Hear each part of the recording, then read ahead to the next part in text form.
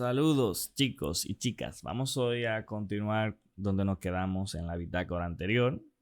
Estábamos haciendo el análisis de la Big O de algoritmos de la burbuja, algoritmos de ordenamiento. Ya sabemos de qué van estos algoritmos, qué problemas tratan de resolver. Y nos quedamos aquí en la gráfica que nos dio la relación entradas, cantidad de valores de entrada. Estos valores que vemos aquí representan la cantidad de elementos en la lista que vamos a ordenar, que el algoritmo va a ordenar. Entonces lo que hace es que compara, cada puntico de esto es la comparación en la cantidad de datos que se introdujo en ese momento y el tiempo que duró el algoritmo en ordenarlo. Pudimos ver que hace una pequeña curva aquí. Y mientras más grande sea la cantidad de datos, mucho más grande va a ser el tiempo. Podemos ver que casi los 10.000 datos en una lista, él ordena prácticamente en 7 segundos y pico. Entonces, esta gráfica nos da a nosotros la idea de por qué este algoritmo tiene una Big O de n al cuadrado. O sea, los pasos que hace el algoritmo para resolver el problema estamos relacionados con el valor de la entrada, de la cantidad de datos con la que va a trabajar, elevado al cuadrado. Si le paso 10, me dice que para 10 datos va a durar 100, va a dar 100 pasos o va a durar un tiempo X.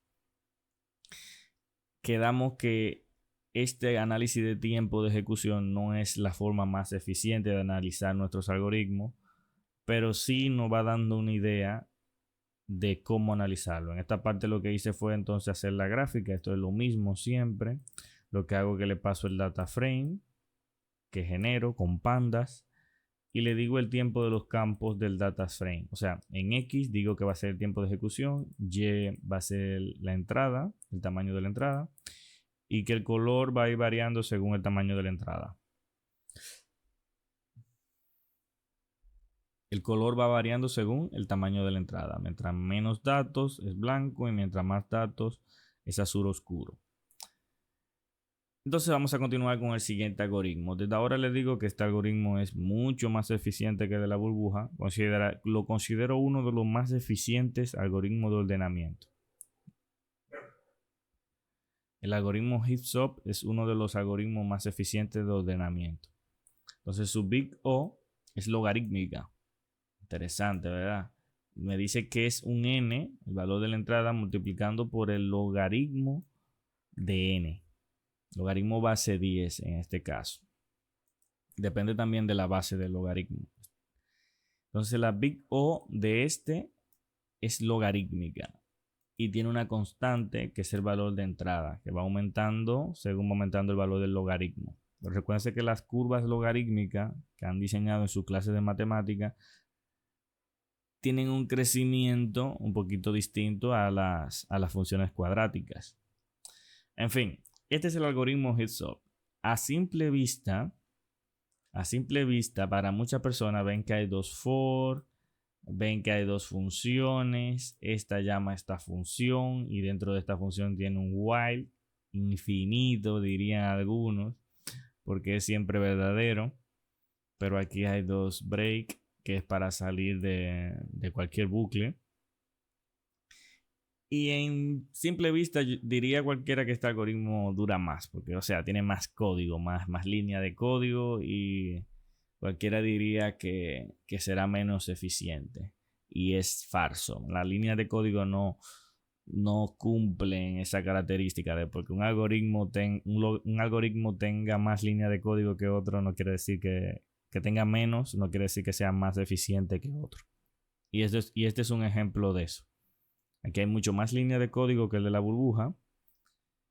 Y este resulta ser mucho más eficiente. Vamos a probarlo. Con nuestro análisis de tiempo versus entrada. Entonces, lo que hago aquí, déjame ejecutar esta línea. Está ejecutada. Entonces, aquí lo que hago es que voy a llamar a mis datos tiempo. Ya yo tengo los valores de entrada, los datos cantidad, lo creé con la burbuja. Vamos a usar los mismos datos de cantidad con este algoritmo.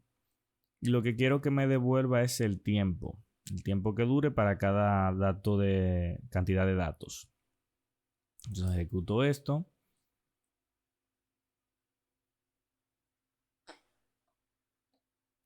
Ejecuto esto y tengo ya mis tiempos aquí. Voy a crear un data frame en donde tengo el tamaño de los datos, que es el mismo que usé para el algoritmo de la burbuja. Ese va a ser el mismo arreglo. Pero el tiempo de ejecución ya, vamos a ver el tiempo de ejecución que me devolvió para el heat solve. Este tiempo de ejecución que hice aquí. Lo ejecuto y me devuelve esta tabla. Podemos ver ya que en esta tabla tenemos al principio, se parece mucho a de la burbuja. Los tiempos van aumentando muy parecidos. Aquí es simplemente una tabla para 15 datos. Pero vamos a calcular la media, la mediana de esto del promedio de los tiempos. Vamos a ejecutarlo y miren qué poquito es el promedio de los tiempos. Es 0.223. O sea, ni siquiera llega al segundo, ni siquiera llega a un cuarto de segundo. Entonces quiere decir que el tiempo en que este algoritmo resolvió los problemas, sin importar la cantidad de datos, en promedio es mucho menor que de la burbuja y tiene mucho más código. Entonces vamos a ejecutar la gráfica para ver esto mejor. Lo voy a ejecutar. Aquí en la gráfica simplemente ahora uso el data frame que creé para el algoritmo HitSolve y hago lo mismo. Simplemente cambio esto aquí en este código. Entonces aquí vemos que se salen algunos. Ven, aquí hay unos punticos que se salen, aquí hay otros que se salen. Es por el mismo detalle que les dije. Puede ser que los datos aleatorios en ese momento no fueron tan convenientes y por eso se sale. Pero podemos ver que la gráfica sigue prácticamente una línea, prácticamente es lineal. La gráfica prácticamente es lineal. No, si lo ven un poquito, pero tiene una pequeña curvita que no la podemos ver aquí. Si los datos hubieran comportado de una manera más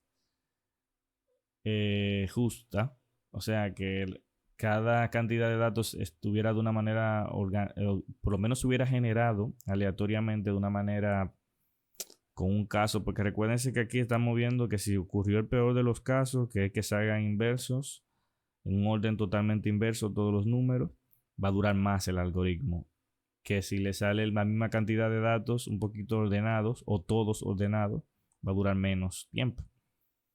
Entonces por eso es que este análisis no es tan convincente o tan preciso. Hay otro análisis que es mucho más preciso, mucho más matemático.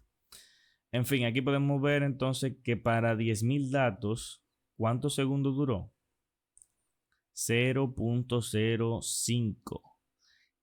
El tiempo, los datos, vamos a poner la cantidad de datos, prácticamente no crece tanto en la cantidad del tiempo. Y llega un punto que prácticamente el tiempo se queda parado entre los 0.4 y 0.5. Y ven la diferencia grande que hay aquí. O sea, para los 10.000 datos, que aquel duró 8 segundos, con su curva cuadrática, miren aquí, duró 8 y pico de segundos para, bueno, 7 y pico.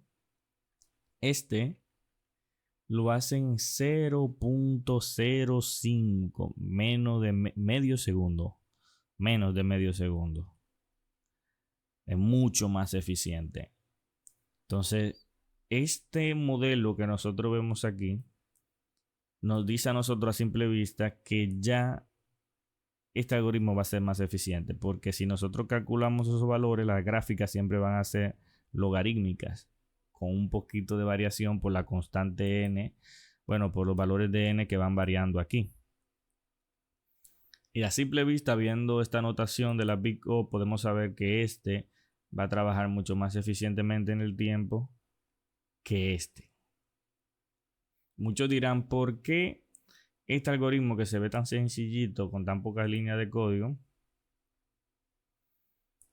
dura tanto en comparación con este, que tiene dos funciones y mucho más líneas de código? Tiene 22 líneas de código y este tiene 12, la mitad, un poquito de la mitad más o menos.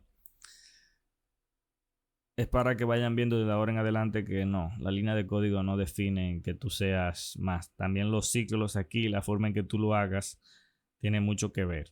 Este algoritmo sigue una estructura de árbol que hace mucho más eficiente ordenarlos. Entonces vamos a dejar el video hasta aquí. Pudimos ver ya que en la gráfica el heads-up le lleva millas a la burbuja. Pero este tipo de análisis no es un análisis eficiente. Vamos a ver cuáles son las razones de por qué este análisis no es tan eficiente. Aunque ya pudimos ver la relación con la Big O. Podemos notarla y pudimos verla en el tiempo. Pero no es el análisis más eficiente. Tiempo de ejecución versus entrada no es la más eficiente y lo veremos en la siguiente bitácora. Espero que la haya sido informativo. Nos vemos en la siguiente.